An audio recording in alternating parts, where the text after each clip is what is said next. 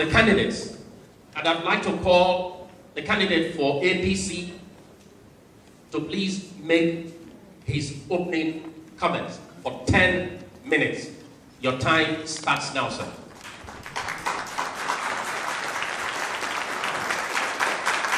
Thank you very much. The more you clap, the more you take his time. That's okay. Yeah. So my voice can be a bit cocky, speaking a whole lot. The president of the chambers, I want to extend thanks to you and to your board and other chairpersons that have come to grace this occasion. All the other participants, my co-contestant, this Mr. Agbaje, and the moderator, and of course, men of the press. I stand in front of you humbly this morning as a 53-year-old Nigerian, first and foremost, but more importantly as a Lagosian. In the last 30 years or so, out of the 53 years, I've had the opportunity to have walked past a university called the University of Lagos, and I studied a degree called surveying in Faculty of Engineering. The last 30 years after qualification, I have had the privilege of working 17 years in the private sector and about 13 years in the public sector. On the private sector side, I started actually as a seismic data acquisition surveyor, meaning that I was doing 6 weeks on, 3 weeks off in the whole of the Niger Delta. And I move on to places where we have the Boko Haram issues now in my degree. I did that for 3 years, and I started a startup company for a year. And of course, very typical of startups in the 90s. It didn't survive more than 9 months. So I understand what a startup is, because it was a company that was meant to be reliant on power and telephone, and that were not in a whole lot of supply there. So moving on, I found myself in the finance industry. I was treasurer for 3 banks at different times. I was head of investment banking. I was running both the local currency desk and the foreign currency desk of 3 financial institutions. I have managed assets of banks. I have created wealth at those levels. I have managed liquidity issue.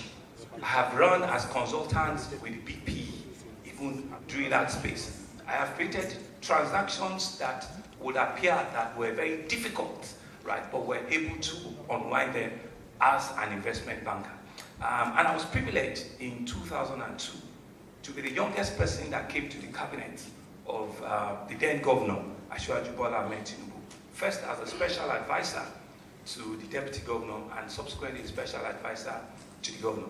Within the first 1 year, I imagine I traversed almost every part of the world, creating relationships and starting up what started at that time as the special advisor corporate matters, meaning that my portfolio was the first engagement of private sector and public sector portfolio, given my background in that. Within a year, I became the acting commissioner for economic planning and budget, meaning I have the rare privilege of taking the budget of Lagos State at that time twice to the House of Assembly to defend it.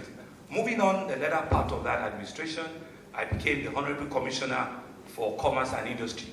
And I humbly say that in that time, I'm sure I had relationship with some of the very distinguished members of this association, the LCCI. We created what we see today as the Lekki Free Trade Zone, and a lot of initiatives that were done within the last 9 months of that administration. Moving very quickly, in 2007, I became, humbly too, the Honorable Commissioner for Establishment, Training and Pension, meaning that I had the responsibility to oversee and run the entire civil service, 127,000 and counting at that time. We created a robust civil service in which capacity development, human capital setup, in fashioning the civil service went about. But beyond the responsibility of doing civil service, we set up the first pension board in the country. We were able to move our pensioners from the pay-as-you-go to the contributory pension, the first in the country. I dare say that also I was uniquely opportune to have paid the first minimum wage even at that time.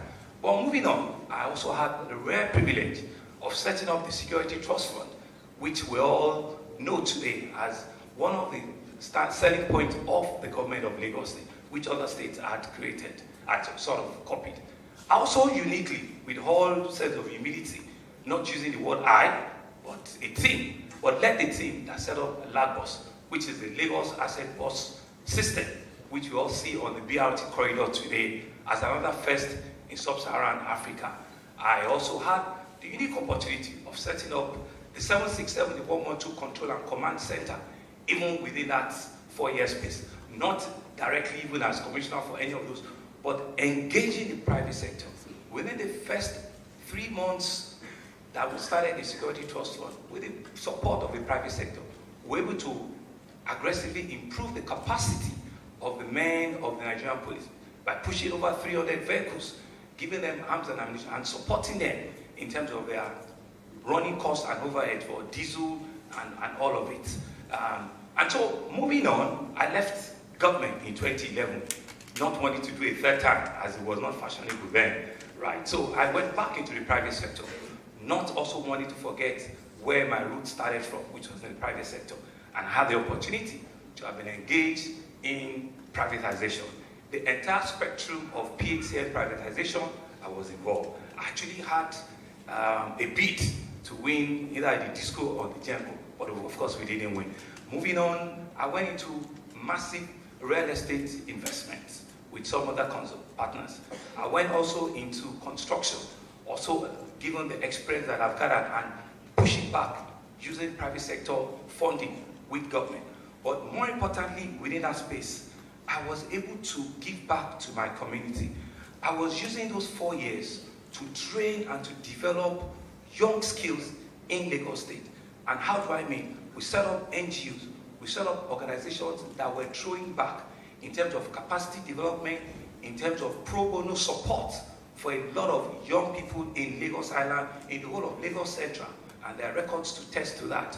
So I was doing all of that as my own part of contribution to the skills that I've acquired, and more importantly to the little finances and access that I can bring about. I also was involved in training cabinet members of various state governments, working with DFID and some of the international partners there. In 2016, very uniquely as well, and with whole sense of responsibility, I was also appointed by the current administration as the Managing Director, Chief Executive of LSDPC, which is the foremost property development company for the states. And within 2 years, we were able to set in tone that corporation, a review and a re-strategization has ever seen in the last 70 or 80 years that has been in existence. And it's there for everybody to also check what we've done. We created 14 transactions that we did not take a cover from the treasuries of government. We created 14 PPP transactions that were all private sector-led real estate investment that are live, that are working. Some are even on this corridor, but for emphasis, we don't need to begin to mention names.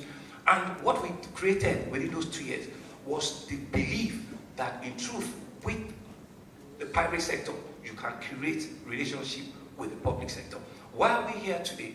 We're here standing as a candidate of APC to come and govern your state, my state, a state that all of us are truly passionate for, Lagos State, that has the 5th largest economy in Africa today, that has a population that is growing at a rate higher than the federal government, that has a vehicular density that is 3 times any part of its nation, that has the traffic on a daily basis that surpassed a lot of other megacities in the world, that has 2 more minutes, 10 minutes.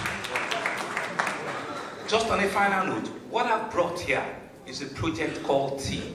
T for traffic management and transportation, E for health and environment. The M is to make Lagos the 21st century economy. The other E there is education and technology. And the last E is entertainment and tourism. The ones that is critical to the private sector is making Lagos the 21st century. In infrastructure, in security, in ensuring that issues that concerns you around creating wealth for your businesses, creating opportunities for the private sector to thrive, to be able to do their businesses in a safe sound, secure environment, and also knowing that 85% of the GDP of the state rests with you, knowing fully well that it's only when we create a lot of PPPs, a lot of interactions and engagement with you, understanding that what you require is a nimble, is a fast civil service, is a fast government establishment that will live up to the responsibility, understanding what your requirements are. Thank you, sir. Thank you so much. Thank you, sir.